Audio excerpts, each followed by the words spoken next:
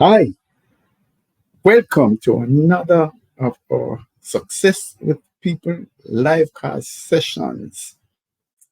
I'm Trevor E.S. Smith, and I'll be your host this evening in this Success with People livecast. So, we look at the subject how to thrive in your team from your behavioral style. And some of you might be saying, thriving is not at the forefront of my mind. Past that stage. Or others might say, well, it says strive in your team, but I am the team leader. Great.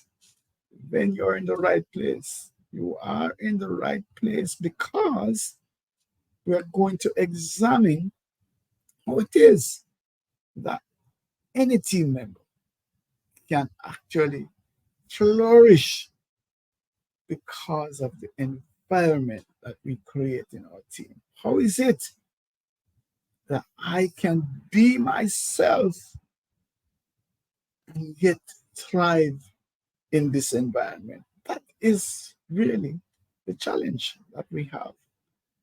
And the context really is that in some team environments, people are not do not feel empowered. I hope that this is not your case. But there is a challenge really that some people feel as if they have to fake it. They have to be someone else. They can't be themselves. They can't use their preferred behavioral style within the team. And so today, we want to examine this.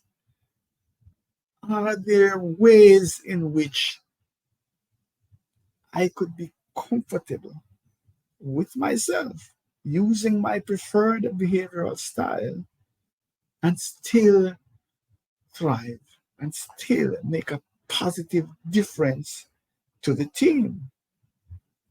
That's where we want to go. We want to look at strategies really for leveraging your preferred style, leveraging the characteristics that are related to how you choose to navigate through life. That's basically what we're talking about when we're talking about behavioral styles. It's your mindset, your worldview, the perspective you have as to how you receive information, you process information, you send out information, basically how you navigate through life. That's your behavioral style. And so today we want to see how, in a team environment, individuals with a preference for different behavioral styles could actually leverage those preferences to make a positive difference to the team, to themselves. So we want to look at the four core behavioral styles. So some of you might be coming to the issue of behavioral styles um, from a different perspective. Just let me clarify how we view behavioral styles. The issue goes back to Carl Jung. It goes back to the whole question of classifications. Why do we use classifications? Why do we use frameworks? And basically, my understanding, my approach to explaining this is that if we look at language, we have classifications. We have nouns, we have verbs, we have subject, we have object. Those are classifications that help us to navigate, to understand each other. Yes. So we look at the animal kingdom and we classify different animals. Yes. And so classifications help us. If we look at the skeleton, the body, that's a framework. It helps us to understand how we move and how we do different things. So it is in that context that I understand Carl Jung. What Carl Jung was saying, if we look at how people navigate through life, how we process information, how we respond to life's unfolding events, we can classify those responses into four major groups. We're not saying, and Jung didn't say that we are four types of people. That's too simplistic. What we are saying is that there are four approaches. My approach that we use in our discerning communication model is that we have four bags of tools, four sets of behaviors that we use to navigate through life. So we go into each bag, each of us goes into each bag: dominance, influence, steadiness, conscientiousness. At some point in time, but we have a preference for one or two, but we're not so comfortable using some of the tools. So it's like a carpenter who has a chisel, the saw, the hammer, whatever else carpenters use. And he might feel more comfortable using the chisel than, for example, using a saw. So that's the idea. The idea is that we have these opportunities, these toolkits, these bags of behaviors that we can use to navigate through life. And the key for us to understand is that one of these bags of tools is most appropriate to any given situation. There is a best fit, and we should strive to use the ideal tool, ideal behavioral tool in every given situation. We're not so blessed. So, unless, well, I should speak for myself, I'm not so blessed. So, I can't claim to pick up the right tools.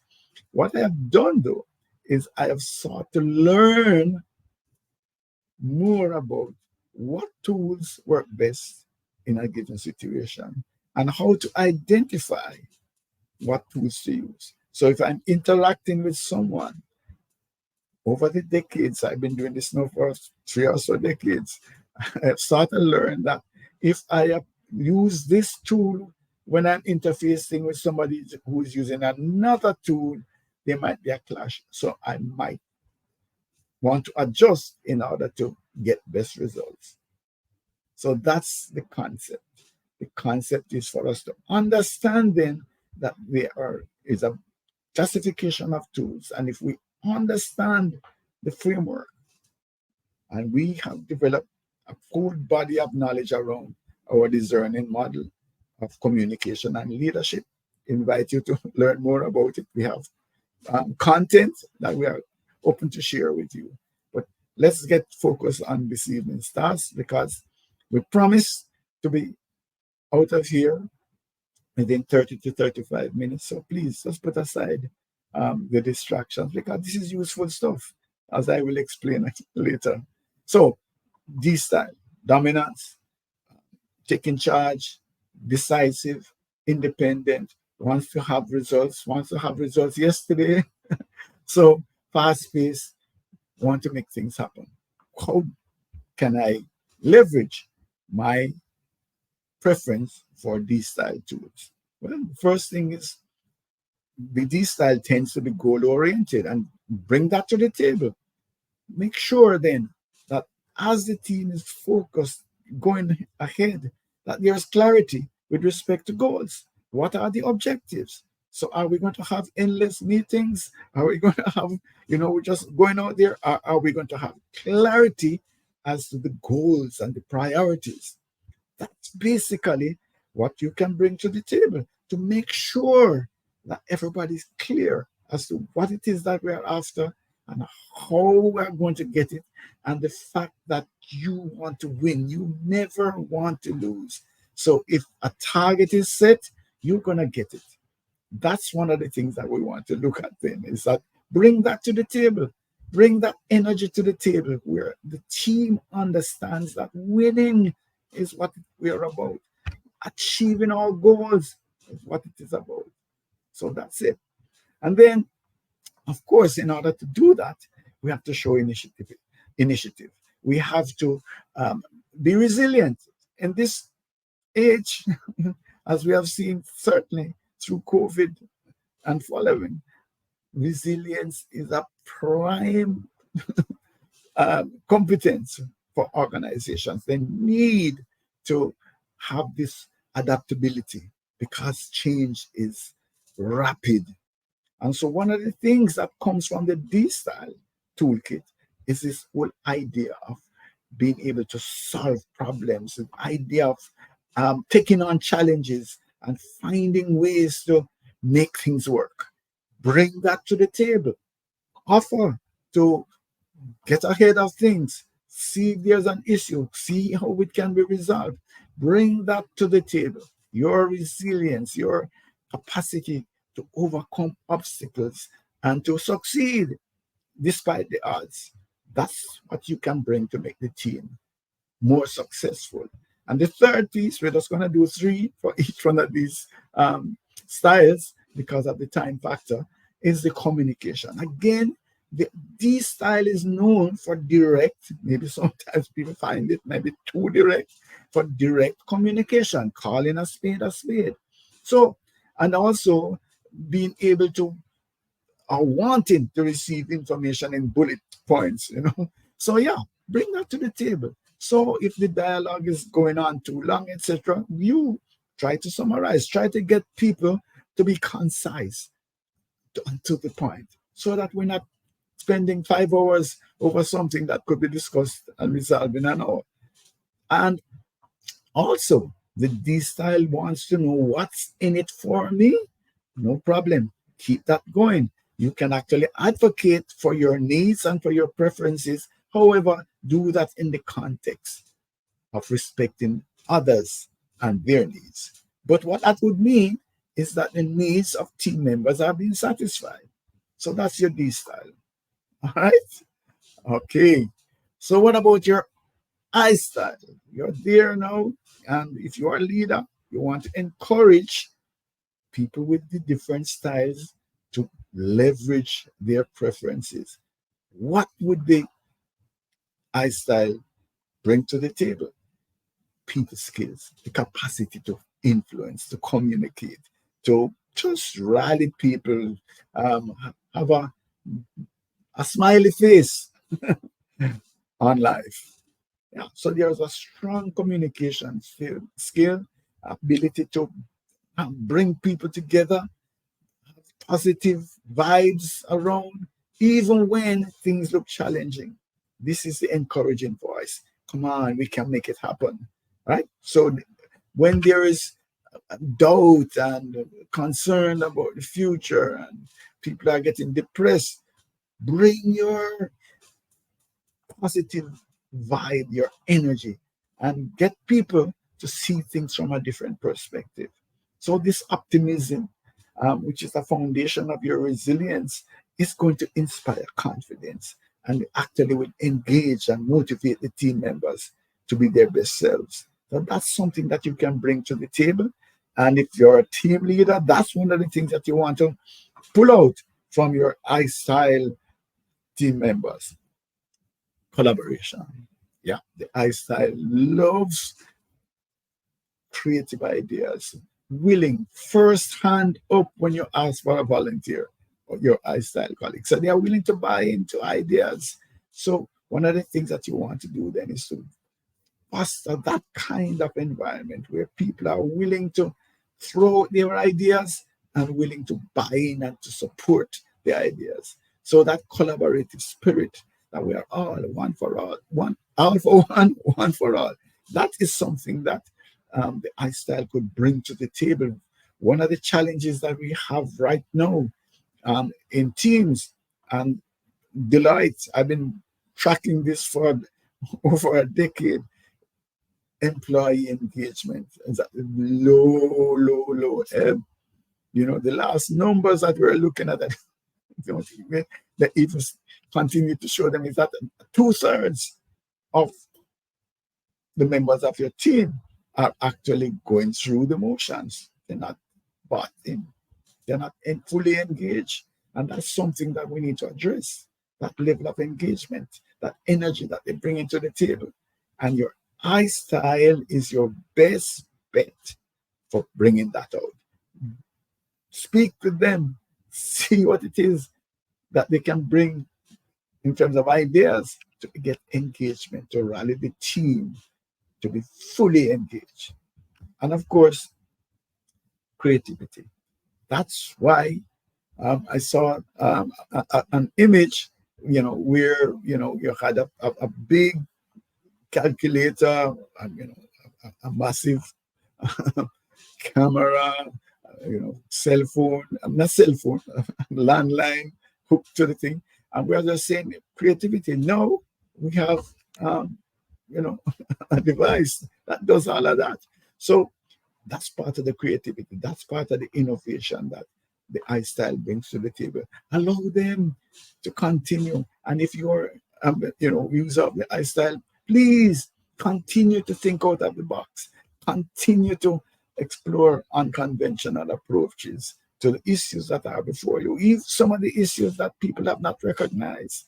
You know, somebody could say, "What is this for?" But you're ahead of the game because you have seen the possibility.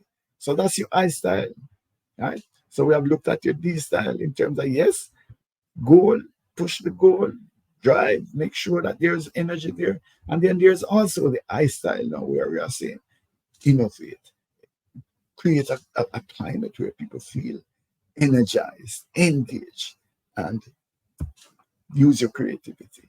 All right, let's look at our S style: steadiness, supportive, very people oriented, reliable, yes, loyal. Those are all characteristics of the S style. Yeah. So reserved, inward looking, people orientation. That's steadiness in the discerning communication framework. So reliability. Yeah. Once your S style team member has got it, have clarity about what it is that you want, then you don't have to worry about it. It's going to get done. Reliability, like the sun coming up in the morning, your style colleague is going to get it done. So that's one of the things that we need to bring to the table. And especially in a time where there's a lot of ups and downs and uncertainty, what you would want is not for people to be throwing up their hands and not so sure, and there's a lot of confusion. What you want is for the work to continue. And that's where the S style could come. And if you have that consistency, that reliability going, so even in times of turmoil, the work is going to get done. That's one of the things that the S style can bring to making the team success. And they can grow, they can thrive because they're getting things done. The respect is coming to them, and they're showing resilience from another angle. Other key, um, in many instances, we say that the S style is the glue that sort of holds the team together. This is the trust area. This is the empathy. This is where you come to work and your S style colleague knows that something is not right and they're ready with a shoulder for you. So this basically is that deeper understanding, that deeper sense of community. And where we want to go with that is that strong teams make a difference. Strong teams are much more successful. And the S style can be that cog, that glue that holds things together. They understand each other. They live in other people's shoes. Yeah, you don't have to explain. I understand. I feel your pain. I see your feel your joy. Those are things that are critical in challenging times. And your S-style colleague is going to bring that up. And if you are a user, and by the way, the majority of people in the world prefer the use of the S-style. Most persons are S-style users. And so if you're listening to me, I'm sure I'm talking to you. Continue, continue to be this glue that holds the team together, this empathetic person, this willingness to self-sacrifice.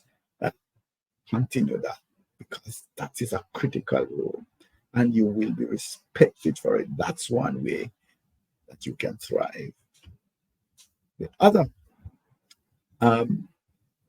aspect In my workshops, I talk about the milk, the ice water that flows through the veins. So you have the milk of human kindness going through the veins, and in another set of veins, you have ice water. A style can be so calm, man. Yeah, that's that's wonderful. Everybody's excited up there, and the style individual could be just so calm, so composed. Hmm? And that is something that makes a difference again in a high, random, all sorts of things are happening around, and the style is there. They understand, they see things, they have seen this before, this has come, this has gone, and what's new? So there is this capacity then to keep the team and even keep, even care. So the strong suggestion is that you continue to be this. You let people wonder, what is it that you're smoking?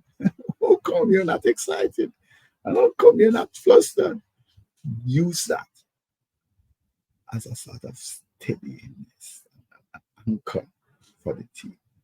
And remember your superhero secret, which is your capacity to listen with empathy. So that's where it is. So when there are conflicts, even before we get into that stage, you have heard your colleagues and you understand them. That empathetic listening is critical in terms of fostering stability in the team. All right, moving forward. Now we bring up our freestyle individuals, conscientiousness, right? Compliance wanting, steadiness, ability to ask tough questions. Um, Also, things like holding people accountable, systems, logic, all of those things are part of the C style toolkit. So I'm suggesting that one of the benefits, one way that a C style user can thrive is to just focus on their innate desire and need and capacity to focus on precision, to look for accuracy, to ask the hard questions, and be detail oriented, be fact based. So errors, yes, we say that and erase our, now you're using a computer, so the backspace can actually take out errors. Yeah, use it. Do not send me information that's inaccurate. So your C style can actually help in terms of accuracy and in terms of precision, in terms of getting things done correctly so that we don't have to have rework. The cost of rework is phenomenal. That's one of the things that a C style individual can bring to the table. Holding the team accountable for accuracy, for precision, for quality. The other thing would be following the guidelines. Yeah. There's a time now where there seems to be laxity in terms of following procedure and people are experimenting. Yes, but be careful that when you experiment, you don't put the organization at risk or that you don't mess up things. So that's another thing. The C style is very careful, wants policies, wants the guidelines, wants clarity, wants instructions that are specific, that we don't have a lot of mistakes. That's where it is. Last week we did something that says, um, how could it simply instructions be simply misunderstood? That's not part of the C style strategy or approach. They want clarity so that no instruction is misunderstood. Yeah. So that's critical in terms of saving money because of errors. And of course, continuous improvement. The C style has a mindset to want to make things work better. the logic, the systems. How can we improve? Why are we, how are we encouraging waste in this particular area? How can we eliminate that waste? How can we minimize risk? Those are things that come naturally to C style thinking. And if you embrace that and bring that forward, it's going to make a difference to your team. Yes. So let's look then at what we have been trying to say as we do a high fly. But so your D style, you want to look at the goals and the objectives and to make sure that we achieve our goals. We win because winning is important. And part of it as well is that you have the initiative. You're ready to try to move ahead rather than having to wait. Uh, and your resilience is important. So we want to call on that. And of course, calling a spade, and being more concise is important. Right? The I style, key, engagement, engagement. That capacity to motivate and to communicate in a way that people buy in, that's there. Bring the energy to the team. That's where we go. And of course, you want them to have an environment in which ideas are thrown out. People can listen. People feel comfortable sharing ideas. And people are willing to support these ideas. If you could foster a climate of collaboration, that's going to make a difference to the team. And your creativity. There we go. Right? As I did, I put up my phone to show you the difference that innovation and creativity can make to a team. The style, that reliability, that consistency. While there's chaos around, you continue to make it happen. You continue to deliver, right? And then, of course, that much deeper relationship, that understanding that goes well beyond the hi, hello. So when you're standing in people's shoes and there's strong trust and empathy, that's something that you can bring that would be sort of a glue for the team. And of course, the milk of well, we talk about the milk of humankind is there, but also the ice water through the veins where when all is falling around, that calmness, that steadiness, that assurance, that's gonna help. And of course, we want to talk about the capacity to listen. And of course, your C style, that precision, that accuracy, that avoidance of error makes a huge difference. And that works well when we follow the guidelines, when things are clearly documented, everybody knows what's to be done, how it is to be done, and the consequences of either doing it or not doing it. And of course, the willingness and the interest in making things better, capacity, continuous improvement. All right. So, navigating all aspects of life is enhanced by understanding the DISC framework that we have built up into this discerning model of communication and leadership. I want to say something very, very, very quickly and probably passionately. Let me tell you. All right. So I was exposed to DISC, maybe 3 decades ago, etc. It's not religion, but I can tell you something. For me, understanding this framework and applying it in life, I haven't found any single framework, any single model that is as important to interpersonal relationship as this. I've gone through Eben Pagan, I've gone through Tony Robbins, um, Bertrand, and a lot of them. Spend a lot of money. I really am avaricious in terms of seeking after knowledge and whatever. And so this to me, and it's easy to understand, it's powerful in terms of being able to identify the style that is being used by an individual and hearing them. And when I say hearing them, I mean really understanding them and then being able to communicate with them in a style that's similar, that's preferred. That to me is powerful. And I'm just suggesting that you might want to invest in learning more about how you can master this framework. We have a lot of content, a lot of free content, as a matter of fact. So let's have a conversation. Right now, I'm very keen to work with teams because what I'm seeing, a lot of teams are lopsided. We use the behavioral assessments from extending this. And when we put up some of the team maps, we see a lot of left-sided things so that when it comes to change and innovation, those teams are going to be challenged in this time. So that's a focus for us now. So you might want to just talk to us about how we can make a difference in your teams, how we can move your team to high performance in these times. We also infuse technology. We are actually a technology boutique. We have a number of solutions that we infuse to support our work.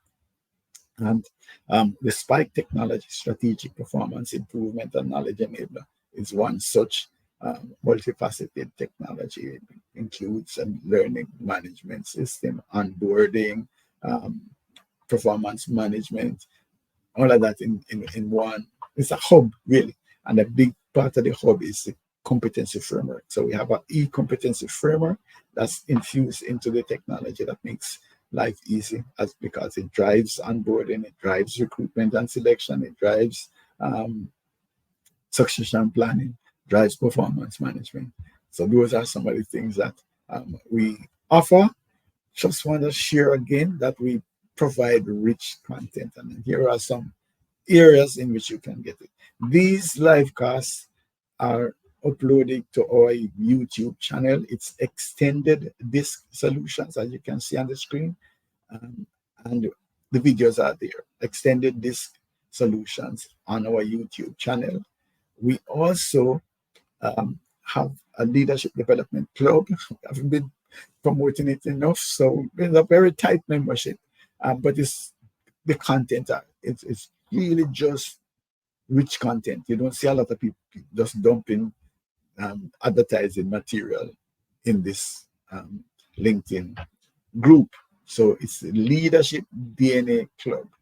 And of course, the live casts are linked also with our Success with People newsletter. The newsletter goes out every week, and you can access it on LinkedIn. See all of them there. Good, rich content. And so I want to just point that out to you. I want to go back again about who we are. One of the things that you would notice over on the right side here is that we are a SHRM recertification provider. What that really means is that when we offer professional development credits, they are backed by SHRM. You can actually use them to recertify yourself with SHRM CP or SHRM SCP certifications. What it really means is that we meet high quality standards that SHRM would be prepared to accept our professional development credits to recertify individuals. So that's it. Send me a note. I would just love to hear from you, and we can just talk. No holds barred. I mean, no commitments. We can just talk. Let us see how we can do something about your team. Most of the teams that we're looking at now are heavily lopsided towards steadiness and compliance, and they're going to have a challenge in terms of readiness, resilience, change, innovation, creativity. Somebody is coming to eat your lunch, and we can prevent that. Thank you for your time, and may God continue to bless you.